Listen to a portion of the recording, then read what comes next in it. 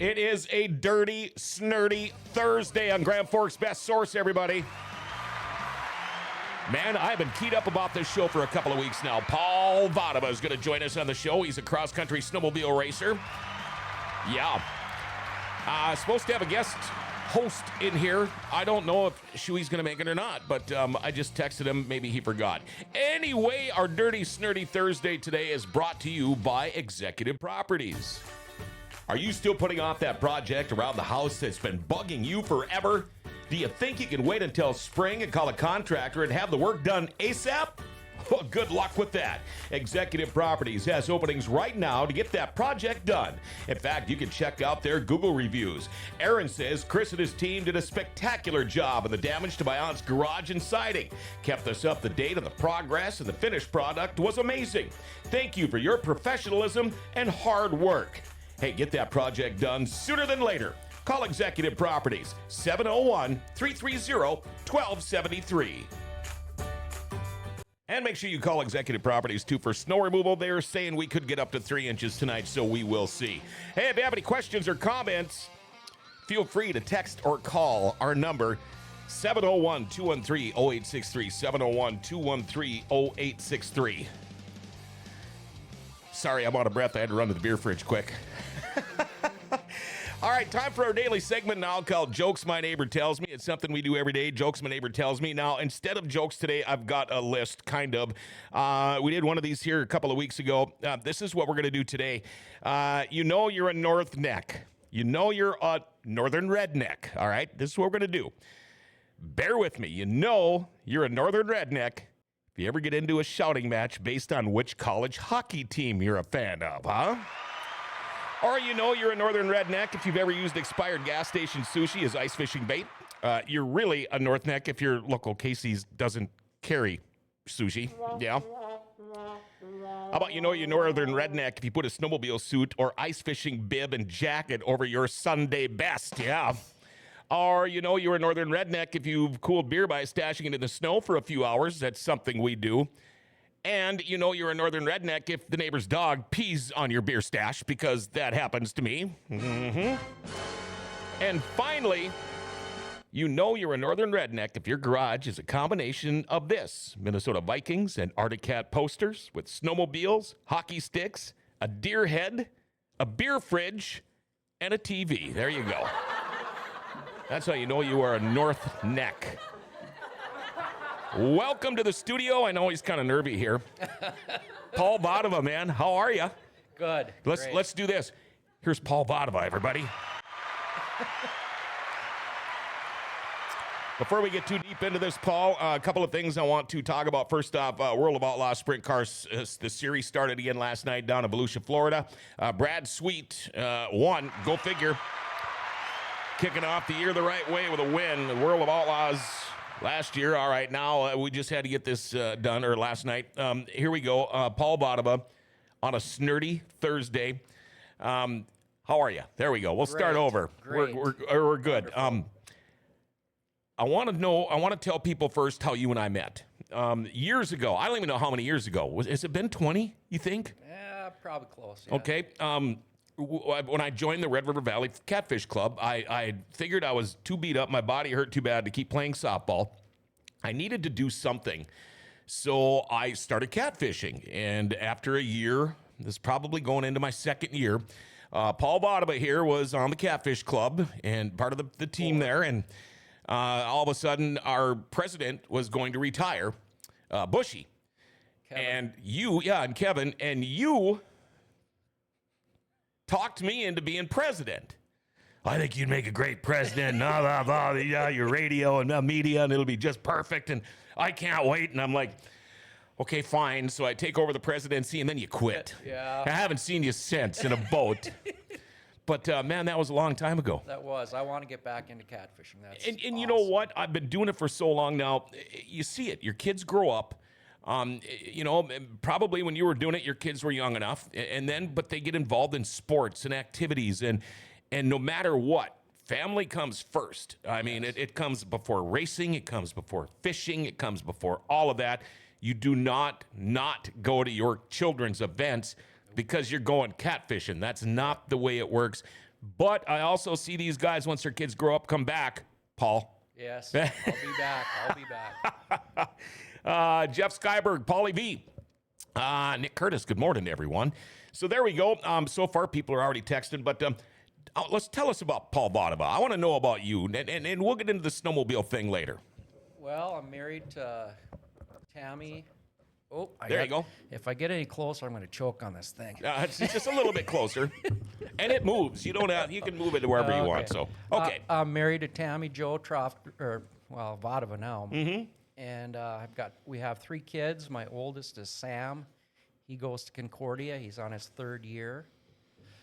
Joey, he goes to BSU. He's on his 2nd year. Oh. And then my daughter Tatum is a sophomore in high school, and she's killing it on the basketball court this year. Okay. Sacred Heart. East Grand Forks. East Grand Forks. Okay. Yes.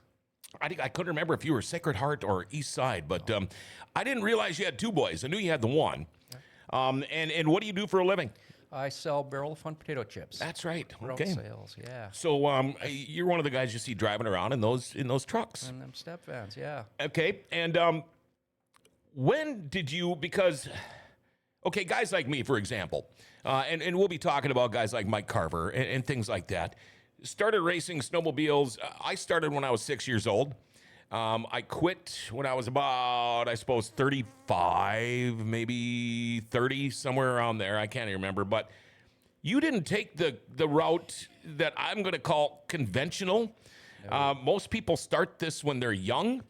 Would you have like a midlife crisis? Or tell me how your journey into racing snowmobiles started. Well, I always rode snowmobiles since I was probably 8.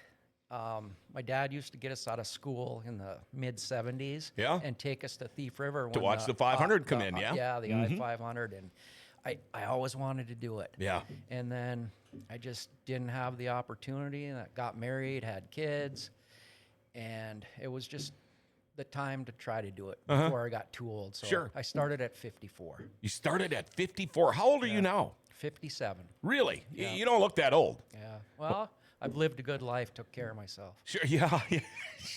He walks in and he's like, what, no hair and makeup? It's like, you don't need it, man. You don't look a day over 55. Come on. Oh, I just dropped my chair down. How do I get it back Oh, up? you're going to have to stand up this lever on the front right. That's the one that doesn't. Oh, I thought we moved that one. I don't think That's okay. On the right side? These are adjustable. Yeah, Here yeah. we go. And I can still see on the camera. There we go. Okay, he's just a little shorter. or we could do a We're all right. We're fine. We're all right. We're fine. So you started at what, 54? 54, yep. And was just something that came to you one night and you were in bed and all of a sudden you just went, hey honey, guess what? I want to go race snowmobiles. And what was the reaction?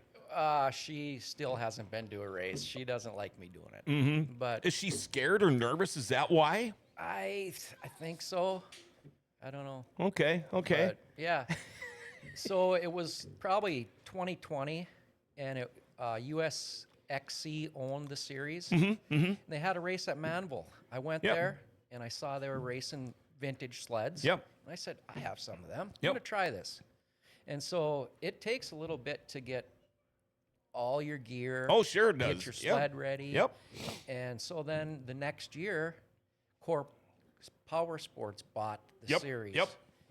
And so they changed the rules. So I was running a 440, racing against 800s. Sure. So I kind of brought a knife to a gunfight. Yeah, you did. Yeah. But so I made it through the year, and then the next year I bought a different sled, and they just progressed from there. Wow. What's the longest race you've done so far? Probably the I-500, but our class only runs one leg. Sure. So it's 125 miles. Which is, go out and run 125 miles, folks, as fast as you can. You sweat a little bit. Yep. It was 28 below that morning. Wow. When we took off. Now, do you have hand warmers on your sled? Oh, yeah. Do you use them? Oh, yes. Oh, see, because I never did. My hands used to sweat so bad. Yeah, well, at 28 below, I also had gauntlets on. Oh, 'cause the sure, older sure. machines, Yep, the hand yep. warmers don't work like Right, the newer right. ones do.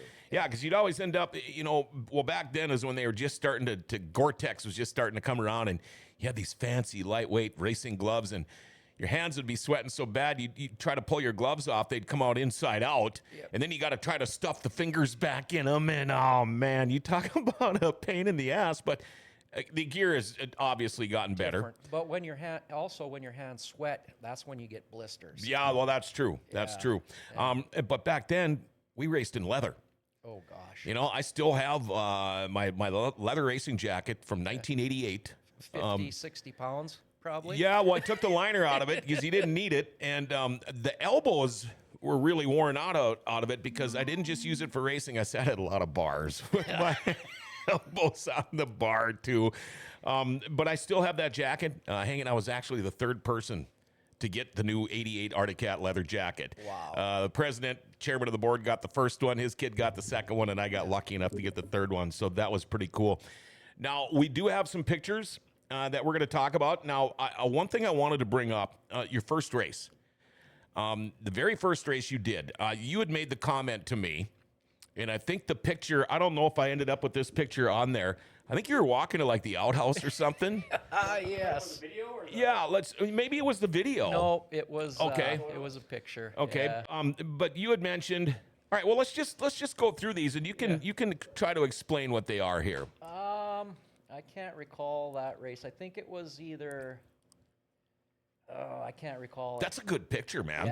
Yeah. Emily Pearl. Okay. She's everybody's. Okay. And That had obviously a different sled or just a different hood. Different sled. Okay. Yep. That was probably Nadawash maybe last year. No, that would have been 2 years ago.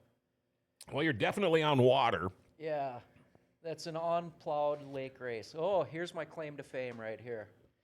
If you know who 312 is, that's Zach Herfindahl, one of the fastest Ever. ever. Yeah. So I'm taking him to Gapplebee's right there. Really? No. Oh. This Is he was- lapping you? No, this was a parade lap. Oh. Yeah. So, Well, I like how you guys lean into it on one ski. It makes it look like you're really going. But that's a it great was- picture. Yeah, it is a good picture, yeah. And I can't tell you where these Well, races again, you're on a lake or a river there. Right, yeah. This is a lake race, Ice Le Mans. Okay, sure. Okay. Typically, the tracks are 10 miles long. Yep. Yep. And our class does probably 4 laps. Okay. Okay. Would you like a video clip? Throw it in there if you got it. Let's see what we got here. Okay, and now this is when you went to a real snowmobile. Oh, yeah, we'll talk about that too. Yeah, this is this year. Oh. This is Oh, listen to that.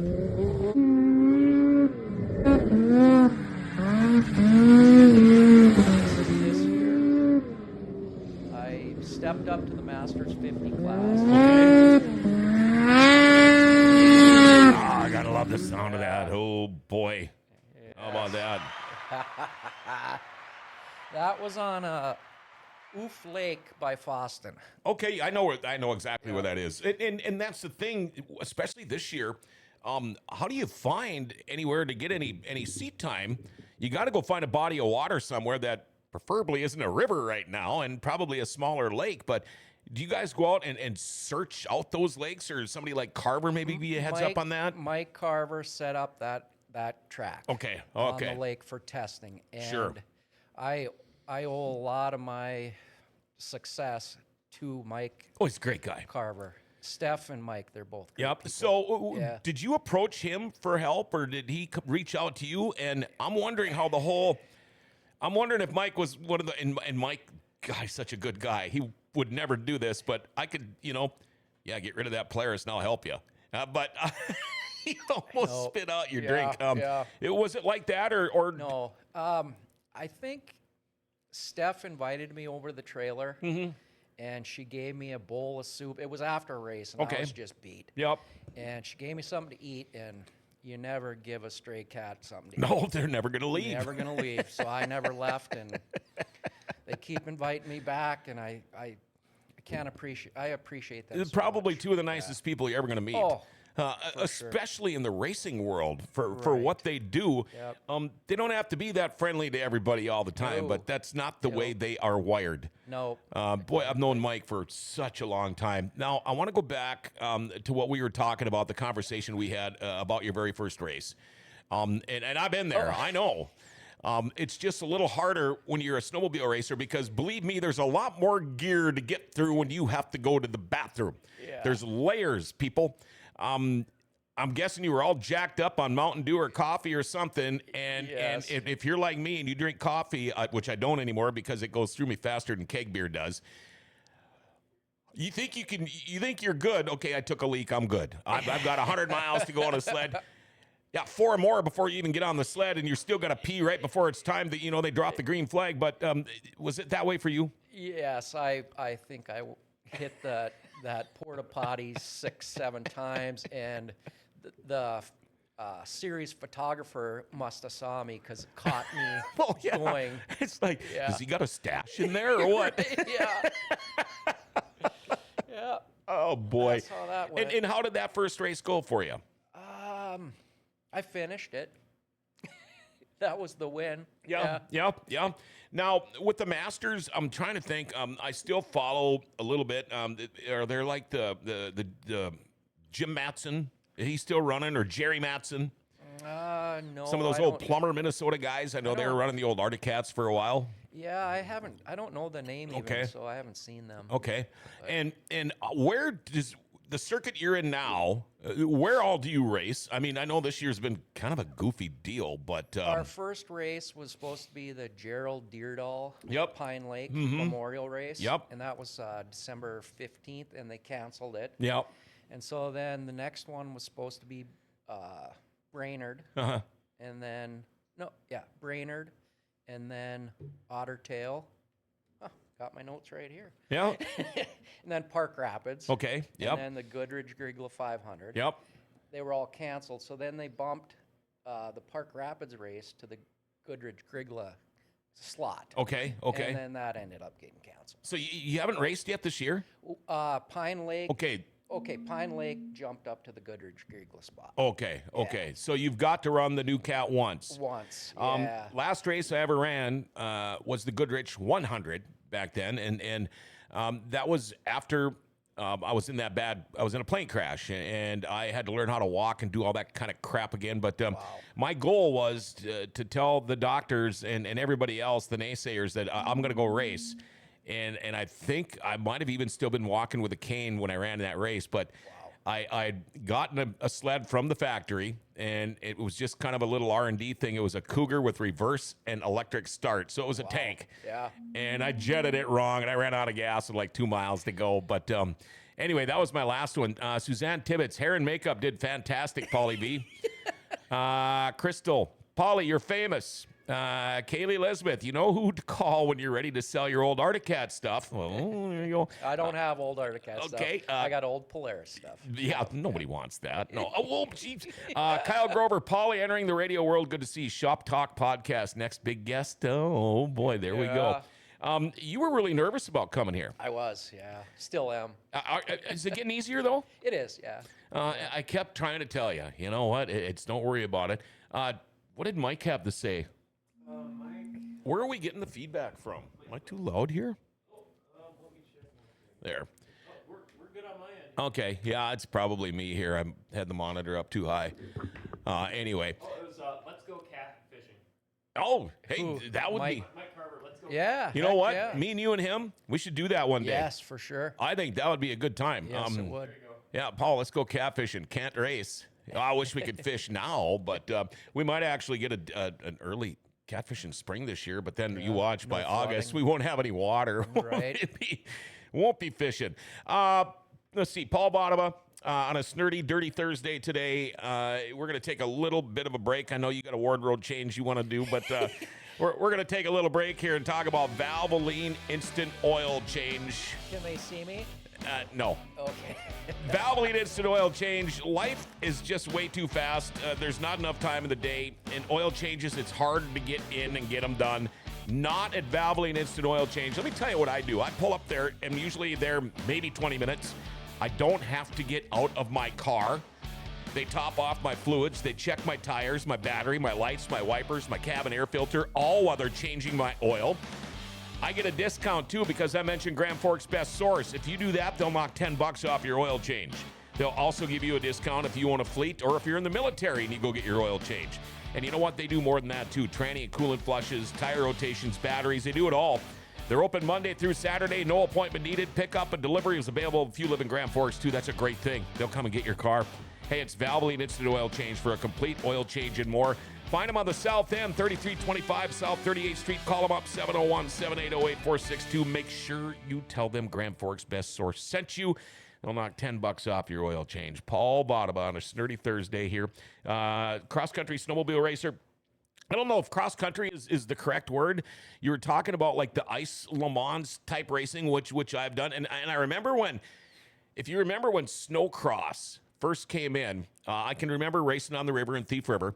And what they considered the snowcross part of it was they took the oval ice track, they put one little turn going into a hairpin with one man-made jump. Things have changed a lot since then. Now, and I get it, the snowcross is the popular snowmobile racing because of television. Everything's dictated by television. The old ditch banging, river running, cross-country racing of the old days. You mentioned the I-500, Winnipeg to St. Paul. Could you imagine 500 miles of running in a ditch? How many ditch crossings? How many driveway crossings? How many mile road crossings are there? What do you prefer? Do you prefer the ice because it's probably a little easier on the body and equipment, or are you a ditch banger? Well, it like you said, it's easier on the body, the ice racing. But then you get the unplowed lake racing, and they can get a little choppy. Sure. Yeah. But I think I still prefer the ditch banging. Yeah, I do too. Yeah. They didn't have groomed trails back when I was running. Yeah. You know, and it was river or ditches. That's just what we did. And they still run the I-500. Yeah. But they do, the course is 125 miles. Yep. They do it 2 laps one day and then 2 laps the second day. Yep. And you're running rivers, trails. And you don't have to have an airplane helping you cheat like they used to back in the old I-500 days. I mean, come on, think about it. You really think a John Deere's going to win the 500? Come on. I shouldn't say that. I knew Roger and Johnny Jansen growing up, a couple of big-time John Deere, yeah. And Brian Nelson, of course, won the 500 on a John Deere and an Arctic Cat. Okay. So I got to cut him a little slack. Tom Eglin, is that Tom Selleck? My mustache isn't that good. That's it. Timmy Schwantz, second time now, the second show he's chirped in on here, and Tim Schwantz follows all our shows. Great guy. Thought Paul was just a famous fishing guide on Cass Lake with Kerry Frankel. I just talked to Kerry a couple of weeks ago. Missed those guys. Jeff Cornell's Chewy was up. Hey, buddy. And I don't know if he's down in Florida, if he's doing that now, or if he's still up in Minnesota. But guys are watching us from all over. Yeah. And again, welcome to a Snirty Thursday. By the way, probably going to be next week will probably be our last Dirty Snirty Thursday. The racetracks are starting to come up with their schedules now for the new year, so we'll probably start doing that. But getting pretty keyed up. Joey Hallstrom, Hall of Famer, next week on the show. I've known Joey for, a long time. I called him up yesterday, and I'm really looking forward to this. It's going to be awesome. When you decided you were going to start racing, what was your first sled? 1997 XC440. Okay. Polaris. Okay. Yep. And what made you decide to go from the vintage to the new and jump into the Masters? I'm guessing we don't get any younger. Things hurt the older you get, and they hurt longer. I would imagine, suspensions, things like that. Did that have something to do with it, or was it just about not really. time? I wanted to race the whole I-500. Mm-hmm. And the only way to do it is to jump up to a new sled. Okay. Because that's the class that will, so Sure. Masters 50 plus. Okay. Yeah. We got a real tough audience here today. Steph Anderson says, "What? I like the other shirt better." Well, this one. There you go. That's awesome. I'm going to have to find me one of those shirts. That is awesome. So was it tough for you to go from those guys to the real deal with snowmobiles? I keep doing that. I can't do that. Was it hard to go from Polaris to Arctic Cat for you? I mean, it's like going from Chevy to Ford. Right. You know, it's different. You it's know, like going from the Gophers to UND. Yeah, it is. But they're all good. They are. They are. yeah. And you know what? It doesn't matter if you buy a brand new Ford, Chevy, GMC, Toyota, whatever. They're all nice. Snowmobile's the same thing. We had one of the Pearsons in here from Home of Economy today. He's a sled head. He just bought a brand new Polaris, and now he is going to get a brand new Yamaha. He's kind of a collector, but he wants to get one before they're done. Because Right. I think, is it after this year or next year? I think it's this year that. Okay, and then they're calling it quits. And gosh, remember back in the day, the SRXs, the Exciters. I mean, you can even go down to the Enticers, but those SRX Yamahas were fast sled. yeah. I knew a guy from Lightweight. Thief River, Stewie Peterson, and it's Stewie, if you're watching this, I can remember when he had an SRX, and that was at that time the fastest sled I'd ever seen. I mean, it was like blow me away fast. And then they start coming up with the 900 triples and things like that, and it just got. I remember the first time I went over 100 miles an hour on a snowmobile, and it was on the river in Thief River, and it came to where, okay, I got to start slowing down because I've got this turn coming up, and I'm not going to make it. And I'm like, okay, I'm going to start slowing down. I must be going about 60 now, and I look down, I'm still going 95, and all of a sudden it's like, I'm not going to make this turn. I hit the bank, and it wasn't my sled. I hit the bank. I bet you I flew 40 feet in the air, and I landed about this far from a brick house and did the lean thing and went right between the houses and didn't stop till I got in the street in front of their house. And typical sledhead guy, I get up and do one of these, woo! Nailed it. You know? Landed it. Yeah. But I've always thought when you could be going 70 or 120. I don't think it's that much of a difference. You don't notice it that much No. until you try to slow down Right. or stop. Yeah. That's when you really notice. I myself would rather have a sled go from 0 to 80 real quick than from 0 to 120 in a long you know what I mean? Right. There's no need for me to go any faster than that. Kyle Grover wants to know, Paul, which sled is faster, the new Cat or the Gen 2 Polaris? You know the answer to that, Kyle. Gen 2 Polaris. Yes, huh? Yeah. Well, a lot more CCs or what? No, they're just they're frictionless. They're light. They just go. Why with the Arctic Cat then instead of the new Polaris? Well, he's not talking the new Polaris. He's Oh. talking the Gen 2 okay. 2000 model, 99 2000 model Polaris. Yeah, oh gosh, that was a long time ago. Exhaust valves. Yeah, They yeah. make horsepower and Yeah. they rip. Was that a triple? Twin. It was a twin. And okay. I still have that sled. And You do? yeah. Last time Carver invited me to testing, I brought that one out. Oh, you did? How Yeah. many sleds do you own now? My wife's probably listening to this. I'm not going to disclose Okay, no, that's fine. The last set I sold, I had that 71 Panther with a 634 in it, and I know the guy that ended up with it. A couple of years, it's in Thief. I don't think his wife knows he got it either. It's funny how that works. that. Right. I love that. Well, actually, no, I should tell. I've got 4 sleds. Okay. The camera was on you, by the way. Is she Shoot. watching? She's probably not watching. Okay, well, just remember this show never goes away, so she can watch it whenever she Yeah. wants. Have you ever been in a bad wreck? Not racing, but we were leaving. We've all been in them, yeah. We were leaving the Fisher Bar one night Uh-huh. after too many pizzas and pull tabs. Sure. Yep. River or ditch on the way back? Ditch on the way back. Okay. And I ended up at a crossing with the railroad tracks, Mm-hmm. and there was an elevator there, so the tracks kind of split off. Yep. And I ended up going down a track, and I hit a switch, and Oh, boy. yeah, wasn't good. It piss your pants pain right there. Oh, yeah. How much damage to the sled? Yeah, she pretty much totaled. Yeah. And how much damage to Paul Votava's body?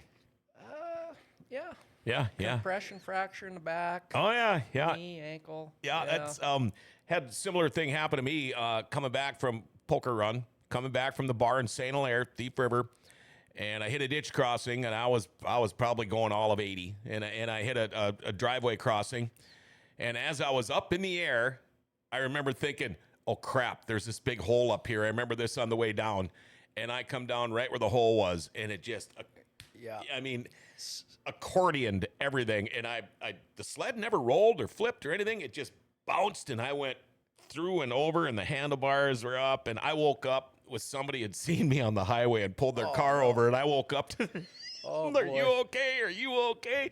Well, then I got other guys with me.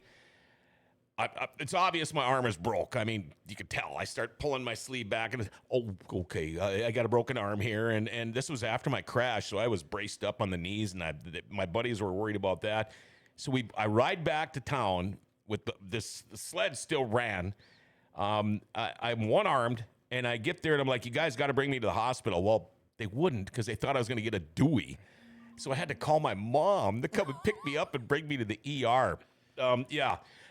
Jeff Skyberg, you want me to say what he said on his Sure. text here? 4 in his garage and 3 at his dad's garage. Should call him the N-word. Not that one. Tattletale. Yeah. Well, that's not so bad, though. Yeah. Yeah. Well, does your wife collect anything?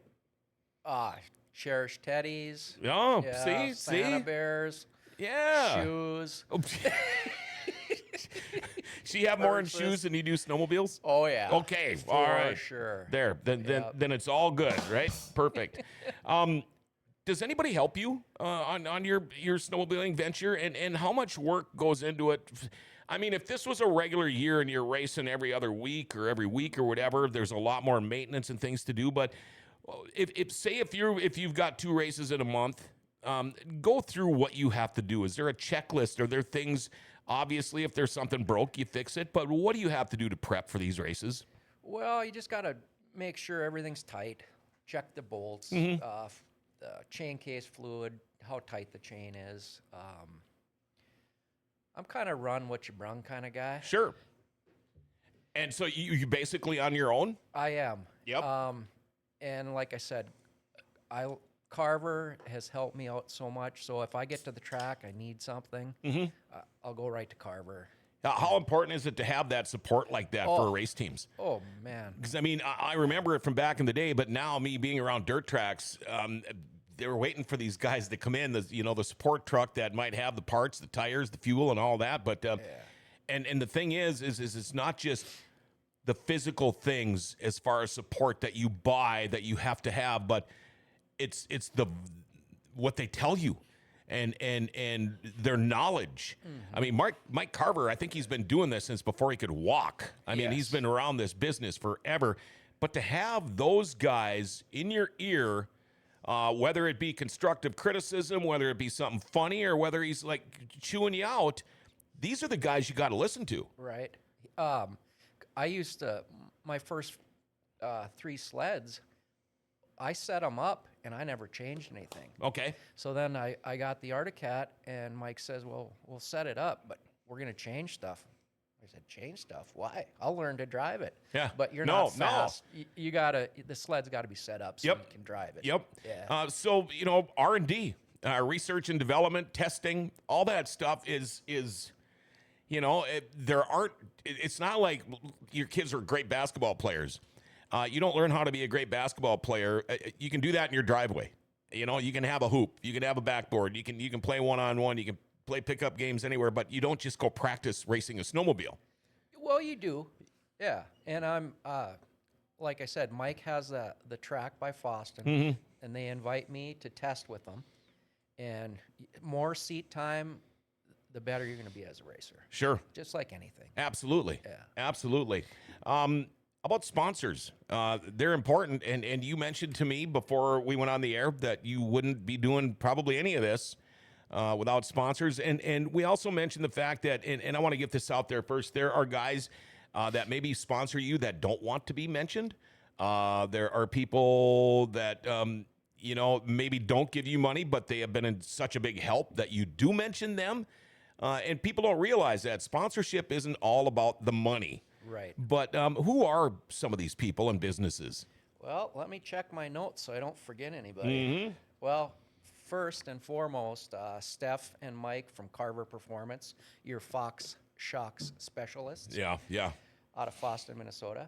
And Carver also sponsors K-Dog Motorsports, Oh, yeah. Keegan Hauser. And Their crew helps me out a lot also. Yeah. If need. Doogie's a good guy. Yeah. Yeah, Doogie, yeah, and his mom, K-Dog's mom, too. Great people. Yep. Actually, Jackie shot that video. Oh, okay. Yeah. Love Jackie. Yeah. I spent many times sleeping on their golf cart in the pits or in the infield at the racetrack. Yeah. Sure. And then Articat, of course, they help with parts and Mm-hmm. that kind of thing. Fly, gear, coats. Yep. All the snowmobile accessories or gear. Yep. The stuff you Clothing. got to wear. Yeah, The stuff that makes you look good. Yeah. CNA skis. Mm. Kyle Kozel with All Pro Electric. Yep. Jill and Brian Troftgruben Farms up Park River. Sure. That's my wife's brother. Oh, okay. Yeah. Okay. Kelly's Bar. Got to give Kelly's Bar a little Yeah. crowd there. Casey and Charlie Noreen. Yeah, good guys. They're good guys. They help out with the adult beverages. Mm-hmm. Which you have to have. Yeah. Yes. And then there's Lynette Ross. She's the photographer, Mm-hmm. and she takes good pictures. And one guy that I want to talk about is Glay Nordahl. I've never talked to him in person, and I've never talked to him on the phone. Okay. Just text messages. And he's been a valuable asset. He's helped me set up sleds just through text messages. Uh-huh. Yeah, and he's just knowledgeable. Where's he live? He lives in Hickston, Wisconsin. Okay. He's Okay. a dairy farmer, and he has a sled repair Okay. power sports Yep. repair. Yep. And he's just knowledgeable. He used to race in the late 90s, Okay, early okay. 2000s. Yeah. So he's really helped out a lot too. Wow. You mentioned Troftgruben. Any relation to the ones in town here, the late model racer? Well, they're there. Okay. Okay. But I don't, 'Cause they're not great. real close. Yeah, Rod Troftgruben. Yeah, Rod and Carrie Ann and Brody is what I call them. Great family, great racing family. Dale, love learning about the snowmobile racing world. Hope you get in a good amount of races in back half of the season. Get a chance to do any snowmobile rallies like these, the vintage one and things like that. We've done the Ratty Run, they call it. Mm-hmm. They live in Fisher, and then they do a big Oh, sure, loop. Yeah, sure. That one's been fun, but I don't think they'll have that one this year. Okay. Well, yeah, you look at that groomed trail that goes right in front of my house. It's Yeah, not. It's nothing. groomed water and grass. Right. Do you think, and this is nothing on my notes right now, but it's been so much in the news lately. Now, we talk about riding to Fisher. There's towns that welcome snowmobilers, and they know the economic impact it can bring to a town.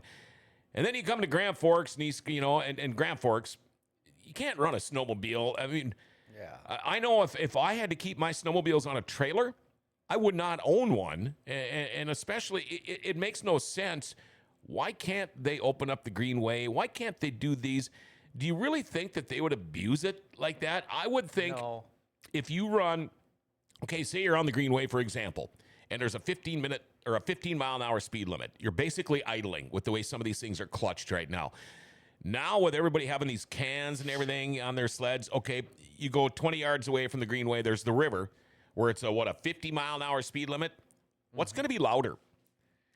The guys on the river, by far. Oh, they're dangerous. I don't want to get run over. Blah, blah, blah, blah.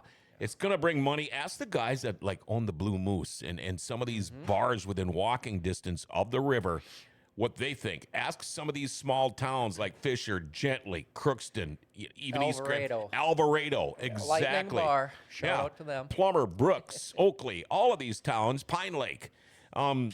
Ask them what they would be without snowmobiling. Did you ever get to run the Winnipeg to St. Paul race? Eric Rice wants to know. No, heck no. I always wanted to, and if it ever comes back, I will be doing And that. see, that was my goal too. Back in the heyday of Articat, all you had to do was give them a resume and they'd give you a snowmobile. Yeah. I wasn't quite old enough at the time, but I was like you. I'd be the guy with the old transistor radio with the single ear thing, and I'd run it up my sleeve and I'd be in class. I can remember in fifth grade sitting like this listening to it because they used to let us out of school to watch that, and you'd watch these guys come in with one ski and just all beat up and duct taped faces, but that was racing, man. I mean, that was the real deal, and I knew so many people that ran that. I know a guy I used to farm for them, Muzzy Farms back in the day, and two of the Muzzies used to run the 500. And one was a Yamaha guy, but anyway, I can remember one time he knocked on a farmer's door, ran out of gas, put gas in his helmet, and went back to the sled and dumped enough in the tank from his helmet to make it to the checkpoint, or the next stop.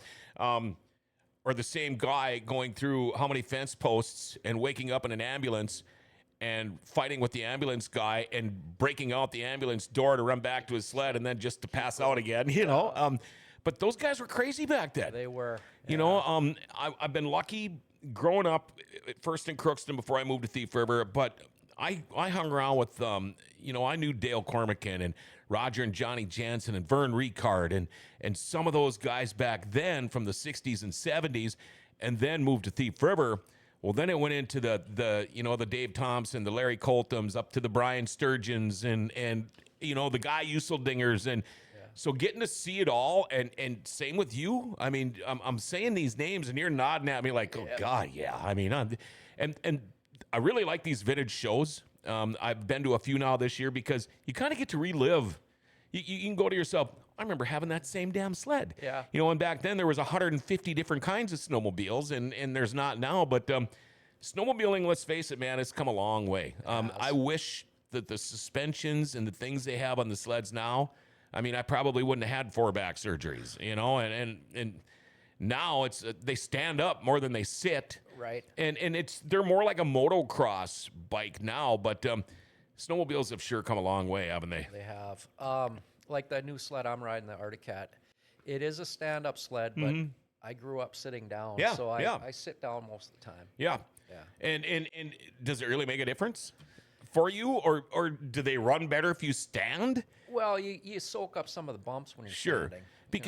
Because your legs are legs shock are- absorbers. yeah. But then again, now guys like me, I mentioned all the back surgeries. I've also had 5 knee surgeries. So the knees the shock part is still there. The absorption part isn't.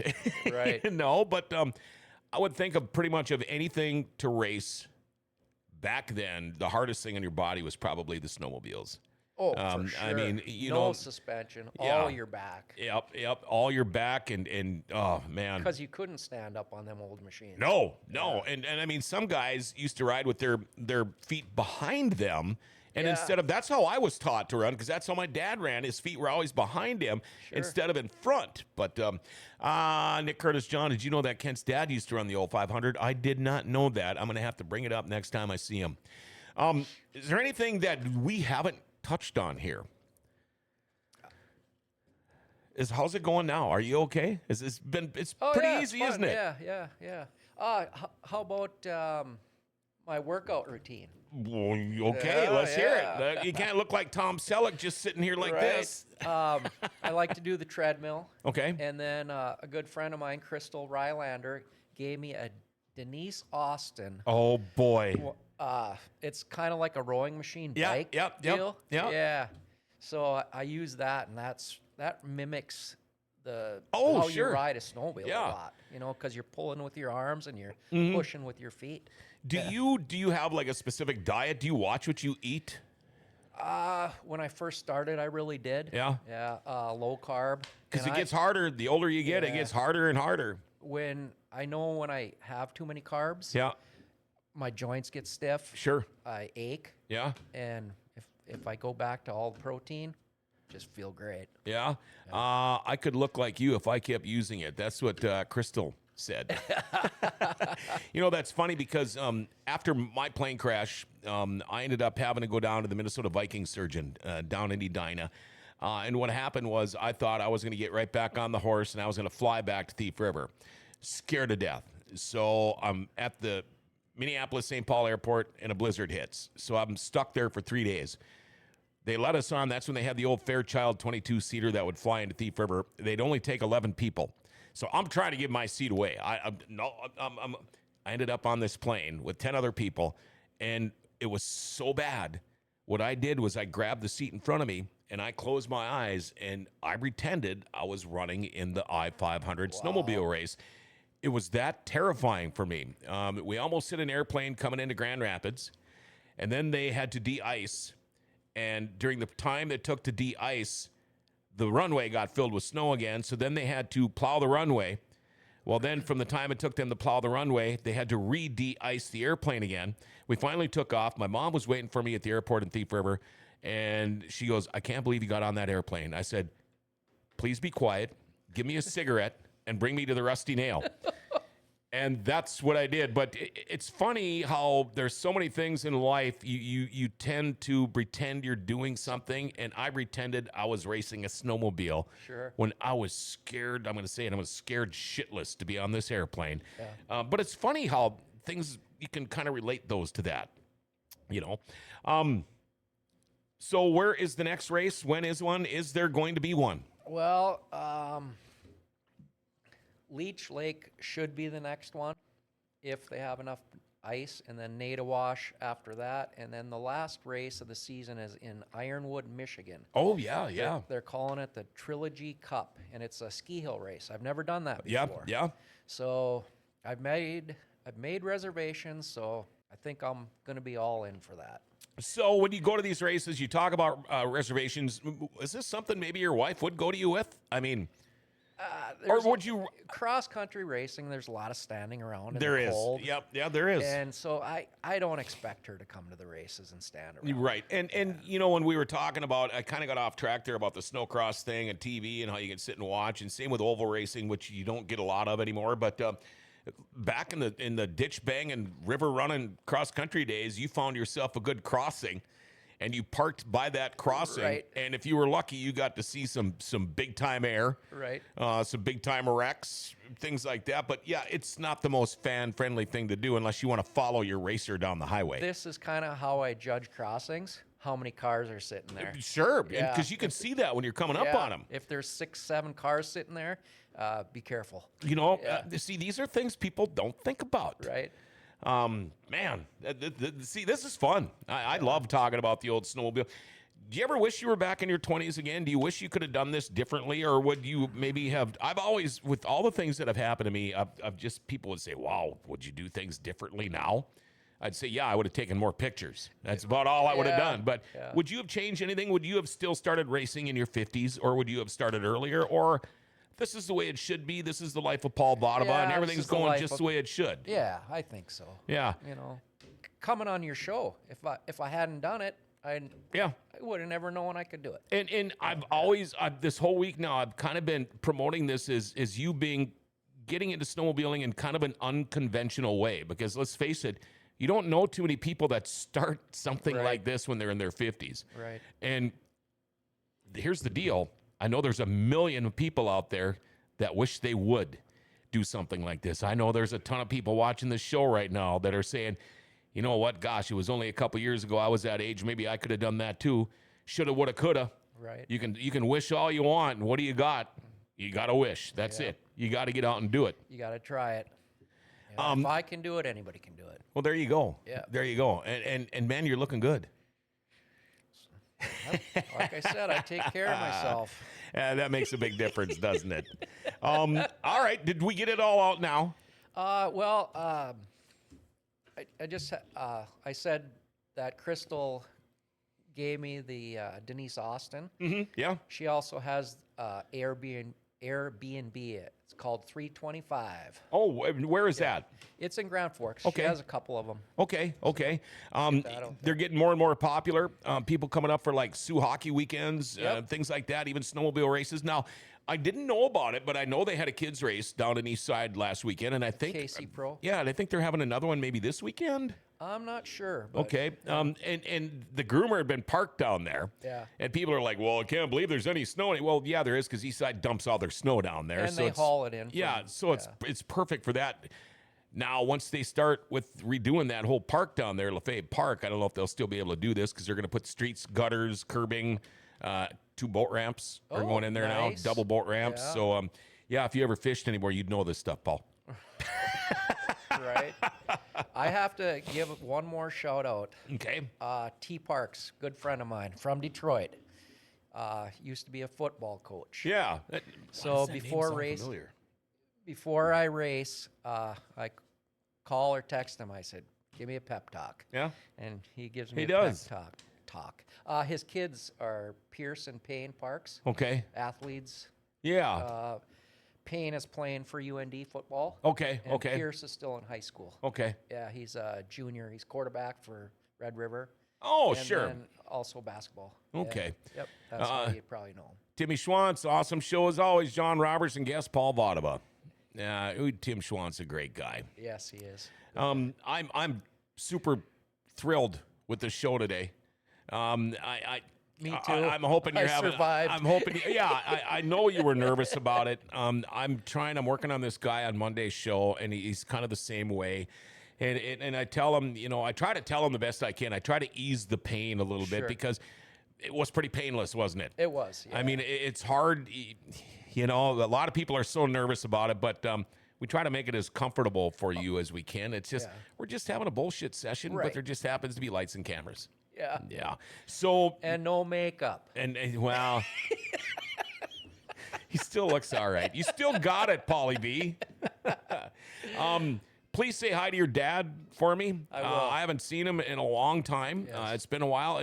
Not only did Paul and I meet because of the catfishing thing, but the mechanic for your company was right next door to my house for years. So I got to know you that way too, and some of your coworkers and your dad, all from being out there. And I'm going to be the first. Well, you already know I've had plenty of cold ones with your dad. He's a great guy.